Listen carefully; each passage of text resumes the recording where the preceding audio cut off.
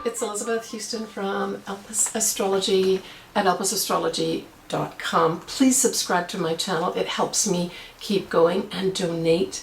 I'll leave a link below. So this is your February 2020 astrological forecast. We have a full moon in Leo. We have a new moon in Pisces at the end of the month.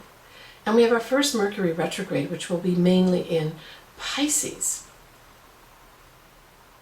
I'm going to do a second extended video like I did last month, which will be 30 to 40 minutes, where I go into a lot more detail and just give you more information. I will also do each of the astrological ascendants and give you a brief overview of what I think is going to be potentially happening in your life with this Mercury retrograde in your chart.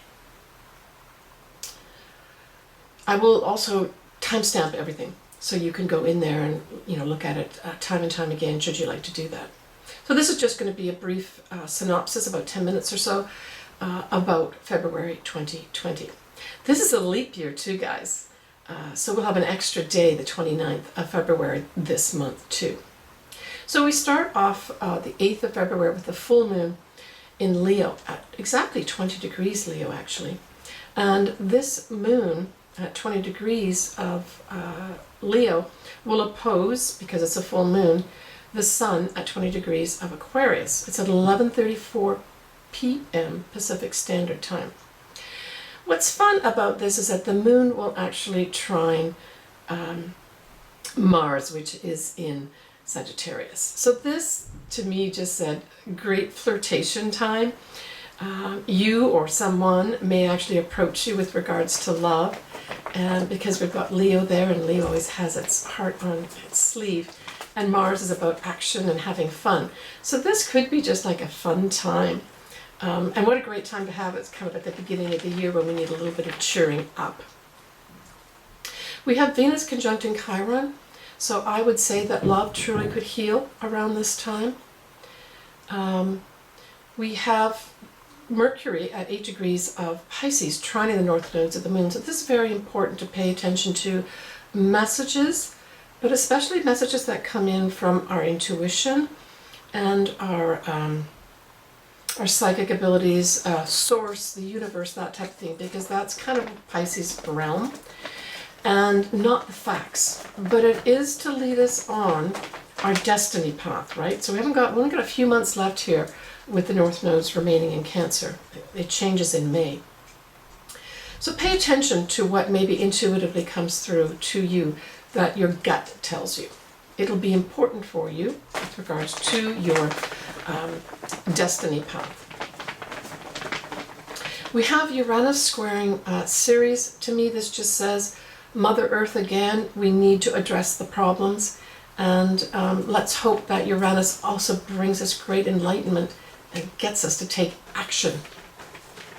We have Valentine's Day on the 14th as usual, and on Valentine's Day we have the moon in Scorpio. That's the still waters run deep, very intense energy, and it's opposing Uranus. So this could go one of two ways.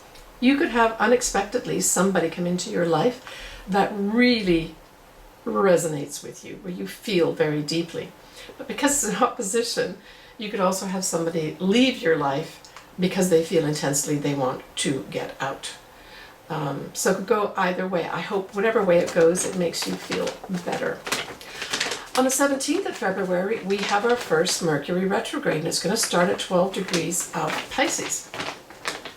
It will go direct. Layla, come here. I've got one of my little doggies here, and I'm going to keep her with me.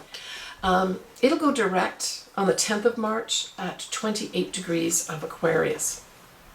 Now, what's interesting is about this 28 degrees of Aquarius, where it goes direct, is that it will be directly opposite that big eclipse that we had, the total eclipse in Leo in August of 2017. So you might want to think back to that time period. You may get a chance here to do some reviewing where unexpectedly things get resolved, just generally speaking. Mars on the new moon in Pisces. So we've got, Mercury still there, retrograde in Pisces on the 23rd of Feb.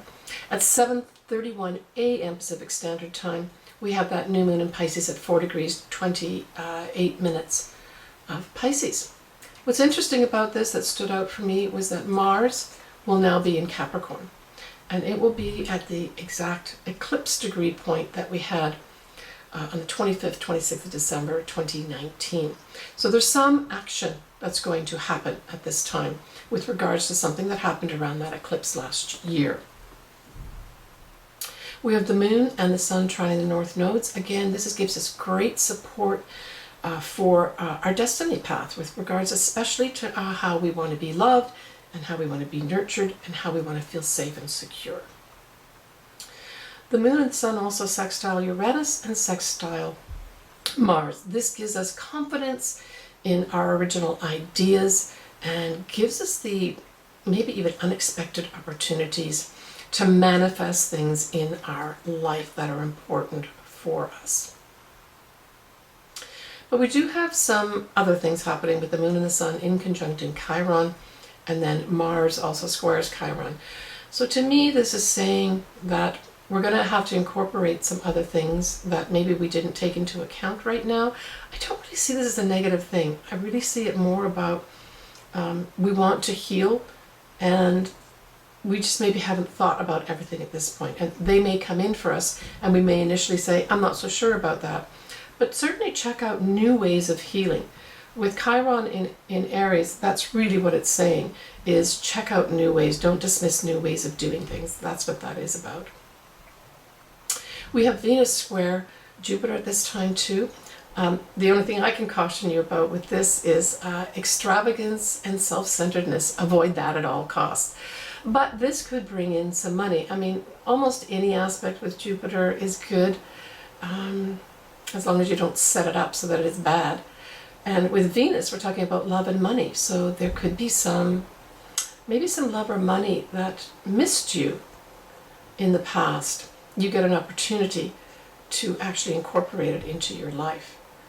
Whatever it is, Jupiter's going to be expanding the love and the money in your life. Just make sure to share. All right, just to give you some information about March 2020, we're going to have Saturn go into Aquarius briefly for a couple months around the end of March. It'll fully be ensconced in Aquarius towards the end of the year, like December 2020 in Aquarius. So we can look forward to it, and that's going to be absolutely awesome. I will do a whole video probably on that. It's very, very inspirational where we take our structures to a very enlightened level at the very least. All right. Please take care of yourself. As always, I'd like to hear from you. Maybe some folks can tell me where this Mercury retrograde in Pisces lands in their chart, or if there are any angles or personal planets that you have around that might be conjuncting this. I want you to take care of yourself. I want you to breathe, maybe 10 big breaths, and keep up your meditation. Please subscribe to me. As I mentioned earlier, this helps me keep my channel, and if you feel inclined, please donate. The link is below. As always, I'm taking very good care of myself, and I want you to take very good care of you. Bye for now, and I'll talk to you soon.